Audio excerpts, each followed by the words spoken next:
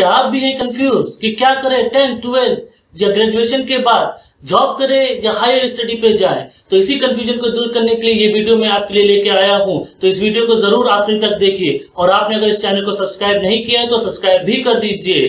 तो चलिए स्टार्ट करते हैं कॉन्फिडेंट लर्निंग।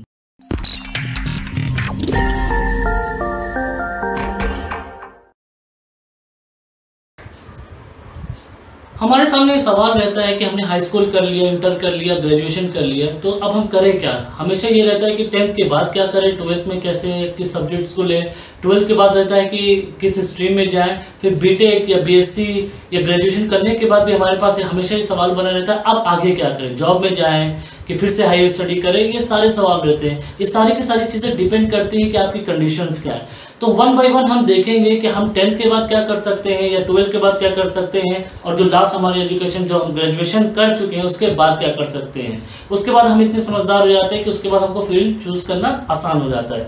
तो हम वन बाय वन देखते हैं कि हमारे पास क्या क्या कैरियर है। तो हम स्टार्ट करते हैं 10th से। 10th के बाद हमारे पास जनरली पांच चीज़ें हैं जो हम कर सकते हैं। आप यहाँ पे लिस्ट देख सकते हैं। पहला ये है कि हम 12th कर सकते हैं, या तो हम पैरामेडिकल कोर्सेज में जा सकते हैं, या फिर हम पॉलिटेक्निक में जा सकते हैं। उसी के साथ साथ हम ITI भी ज्वाइन कर सकते हैं अपने आप को स्किल करने के लिए। उसके बाद हम शॉर्ट टर्म कोर्सेज भी कर सकते हैं। अब यहाँ पे आप ये समझिए कि जो हमारी अभी न्यू पॉलिसी इंट्रोड्यूस हुई है NEP, उसने हमारे कोर्सेज को और आसान कर दिया है और हमारे स्ट्रीम्स को बहुत ही ब्रॉडर कर दिया है।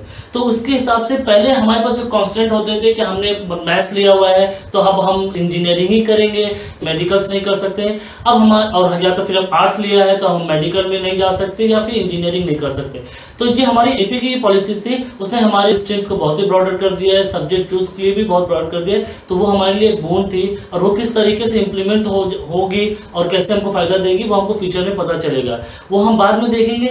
अभी तक जो ट्रेडिशनल वे है कि 10th के बाद आप क्या कर सकते हैं, वो हमारा 5 है जो कि हमने बताया। एक एक करके देखते हैं। तो पहला है कि हम हाई स्कूल के बाद 12th में एडमिशन ले सकते हैं। 12th में आप क्या कर सकते हैं, या तो आप साइंस में एडमिशन ले सकते हैं, या तो कॉमर्स से या तो आर्ट्स से। अभी जैसे कि हमने बताया सब्जेक्ट फ्लेक्सिबल है, तो किसी भी सब्जेक्ट में जाके आप कोई भी सब्जेक्ट ले सकते हैं, तो वो ज्यादा बड़ी बात नहीं है। उसके बाद हमारा दूसरा है पैरामेडिकल। पैरामेडिकल कोर्स क्या होता है, उसमें आपको हेल्थ केयर में स्किल्ड बनाया जाता है ताकि आप अच्छे से काम कर सकें। तो पैरामेडिकल में ये सारे कोर्सेज की लिस्ट है जिसमें आप किसी में भी डिप्लोमा कर सकते हैं और उसके बाद आप जॉब कर सकते हैं। यहाँ पे आप देख सकते हैं कि काफी लंबी लिस्ट है पैरामेडिकल की। उसके बाद आप क्या कर सकते हैं, पॉलिटेक्निक में जा सकते हैं। पॉलिटेक्निक क्या होता है, ये एक वोकेशनल कोर्सेज होते हैं जिसमें आपको ऐसा किया जाता है कि आप जॉब के लिए एलिजिबल हो जाए। बेसिकली जो पॉलिटेक्निक कोर्स होते हैं ये ऑक्यूपेशनल बेस्ड होते हैं। आपको ऐसा बताया जाता है कि उसके बाद आप जाके जॉब कर लें। यहाँ पे कंप्लीट लिस्ट है पॉलिटेक्निक की जो आप देख सकते हैं, काफी वास्ट है।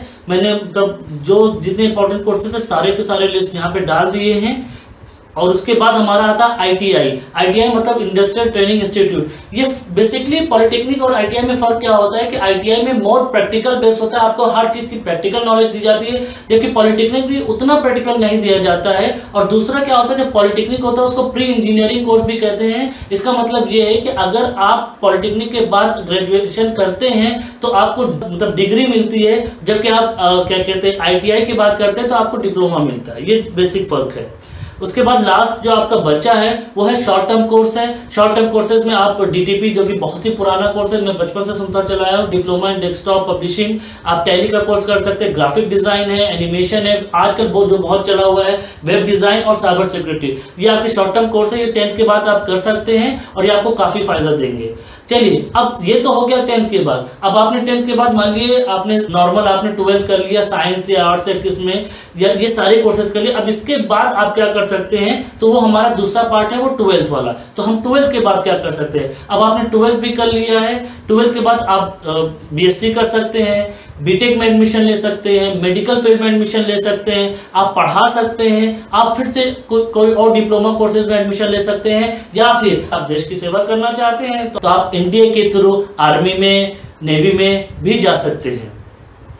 तो वन बाय वन हम देखते हैं। 12th में जो पहला हमारा आता है वो इंजीनियरिंग में आता है। जैसे कि आपने सुना है कि हमारे आसपास यही सुनने को मिलता है, कोई भी हो, अगर आपका बच्चा लड़का हो या लड़की, या तो उसको इंजीनियर बना दो या तो उसको डॉक्टर बना दो। इससे ज्यादा कोई फील्ड हम लोग को सुनने को नहीं मिलती है। तो उसी सिलसिले में पहली हमारी इंजीनियरिंग है जो कि JEE के थ्रू आप बीटेक कर सकते हैं, या या ईमैक के थ्रू भी आप कर सकते हैं। अब इसमें देखिए, इसमें सारे कोर्सेज हैं जिनसे आप इंजीनियरिंग कर सकते हैं। ये वास्ट लिस्ट है और आपको पता है आप इंजीनियरिंग आईटी से कर सकते हैं, एनआईटी से करते हैं, या किसी गुड अच्छे प्राइवेट कॉलेज से भी इंजीनियरिंग कर सकते हैं। सेम आपका मेडिकल फील्ड के लिए भी है कि आप मेडिकल फील्ड में एडमिशन लेना चाहते हैं तो नीट के थ्रू या फिर से ईमेट के थ्रू आप मेडिकल फील्ड में जा सकते हैं। ये सारे कोर्सेज हैं जिसमें सबसे टॉप पे आता है एमबीबीएस, जो आप सभी जानते हैं। इसमें एक नया कोर्स है अलाइड हेल्थ के बारे में। अलाइड हेल्थ में बहुत से कोर्सेज हैं जिसमें आप ग्रेजुएशन कर सकते हैं या आप लिस्ट दे सकते हैं। इसके थ्रू आपको कहीं ना कहीं जॉब मिल जाती है। ये थोड़ा छोटे छोटे कोर्सेज हैं, जैसे मेडिकल लैब टेक्नोलॉजी के बारे में आप जान सकते हैं, न्यूरो साइंस टेक्नोलॉजी, बहुत से ऐसे कोर्सेज हैं। ये आप कंप्लीट लिस्ट देख रहे हैं। तो ये आपका अलाइड हेल्थ में आता है, जो कि मेडिकल की फील्ड में आता है, जो आप 12th के बाद कर सकते हैं। तो ये भी एक वास्ट फील्ड है। उसके बाद जैसे हमने आपको डिग्री बता दिया, अगर आपने 12th कर लिया, आप सिर्फ डिग्री करना चाहते हैं तो आप बीएससी कर सकते हैं, बीए कर सकते हैं या बीकॉम कर सकते हैं। अभी आपको एनईपी के थ्रू फ्लेक्सिबिलिटी है, आप कहीं पे भी मूव कर सकते हैं, ड्रॉप भी कर सकते हैं, तो it is not a big issue. और अगर आप प्रोफेशनल कोर्सेज में जाना चाहते हैं तो 12th के बाद आप तो या तो सीए कर सकते हैं या आईसीडब्ल्यूए कर सकते हैं या सीएस कर सकते हैं, ये आपके ऊपर है। बट ये थोड़ा टफ कोर्स होता है जो अभी तक मुझको लगा है। अब मान लीजिए आपने ये सारे कोर्सेज कर लिए, उसके बाद आप टीचिंग में भी जा सकते हैं। टीचिंग में आपको जैसे नर्सरी टीचिंग ट्रेनिंग है, बीएड है, फिर आपका डीईड है, उसके बाद डीएलईडी है। आप यहाँ पे देख सकते हैं, इनके फुल फॉर्म को भी देख सकते हैं। तो ये आपके सारे टीचिंग के कोर्सेज हैं जो कि आप 12th के बाद कर सकते हैं। फिर हमने जैसे आपको 10th के बाद बताया था कुछ अदर डिप्लोमा कोर्सेज है, तो इसमें आपका कंप्यूटर में आप पीजीडीसीए कर सकते हैं, डिजाइनिंग का कोर्स कर सकते हैं। आपको यकीन नहीं होगा, ट्रैवल एंड टूरिज्म का भी कोर्स होता है, वो भी आप कर सकते हैं। उसके बाद अपनी आप कंपनी खोल सकते हैं ट्रैवल एंड टूरिज्म की। आप फॉरेन लैंग्वेज सीख सकते हैं, जैसे फ्रेंच, जर्मन, ये इनकी भी काफ़ी डिमांड होती है। बहुत से कंपनीज ट्रांसलेटर ढूंढती हैं और ये भी एक बहुत ही अच्छा ऑप्शन है आफ्टर 12। उसके बाद फायर सेफ्टी, फिल्म मेकिंग, बहुत से ऐसे कोर्सेज हैं जो कि आप 12th के बाद कर सकते हैं। अब जैसा हमने बताया, अगर आप देश की सेवा करना चाहते हैं तो आप एनडीए के थ्रू आर्मी, नेवी और एयरफोर्स भी ज्वाइन कर सकते हैं भाई। अब आपने मान ली ये भी कर लिया, ग्रेजुएशन भी हो गया। अब ग्रेजुएशन करने के बाद क्या करें, वहां फिर से भाई क्वेश्चन आ गया। ग्रेजुएशन भी कंप्लीट हो गया तो ग्रेजुएशन के बाद आपके पास बहुत ही लिमिटेड ऑप्शंस बनते हैं। या तो आप फिर से पढ़ाई करिए या तो जॉब ज्वाइन कर लिए। अगर आप फिर से पढ़ाई करना चाहते हैं तो फिर वही इंजीनियरिंग, फिर वही मेडिकल, फिर वही नॉर्मल डिग्री कोर्सेज। ओके, तो फिर टीचिंग भी कर सकते हैं, फिर जो हायर स्टडीज हो गई, फिर और भी डिप्लोमा कोर्सेज है जो आपको क्या कहते हैं बीएससी के बाद होता है। तो यहाँ पे आप देख सकते हैं कि नॉर्मल आपको जैसा कि आपको टेबल में दिखाया गया है, इंजीनियरिंग में आप एमटेक कर सकते हैं, एमबीए कर सकते हैं, या तो फिर जॉब कर सकते हैं। उसके बाद जैसे जॉब तो आप बीएससी के बाद कर ही सकते हैं। उसके बाद मेडिकल में एमडी कर लिए, एमएस कर लिए, फिर प्रैक्टिस स्टार्ट कर दी जो कि आपकी जॉब में आती है। डिग्री में हमने आपको बता दिए थे एन नंबर ऑफ डिग्री है, आप एमए, एमएससी, फिर आपका एलएलबी, बहुत से एमकॉम, मतलब बहुत से कोर्सेज है जो कि आप देख रहे हैं। ये वास्ट फील्ड है, डिग्री के लिए आपके ओपन है।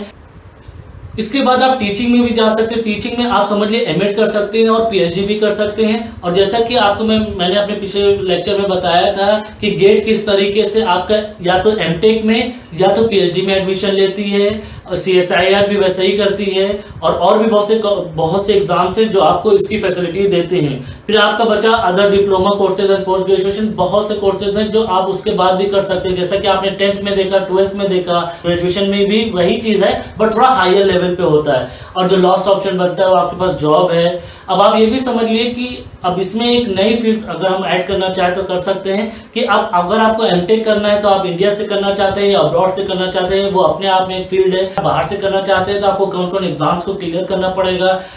अगर आप ऑस्ट्रेलिया जाना चाहते हैं, कनाडा जाते हैं, कहीं भी जाना चाहते हैं तो वहाँ का पर्टिकुलर आपका इंग्लिश का एग्जाम होता है जो आपको क्लियर करने पड़ते हैं। तो एक अपने आप में एक अलग फील्ड है, वो आपको वो देखना पड़ेगा कि आप उस नाम पे फिट होते हैं कि नहीं होते, तो उसके बाद ही जाके आप वहाँ पे एडमिशन ले सकते हैं। बट इंडिया में अगर आपको एमटेक करना है तो गेट के थ्रू या सीएसआईआर के थ्रू आपको एडमिशन लेना पड़ेगा। उसी तरह मेडिकल फील्ड के कुछ एग्जाम्स होते हैं अगर आपको एमएस करना हो।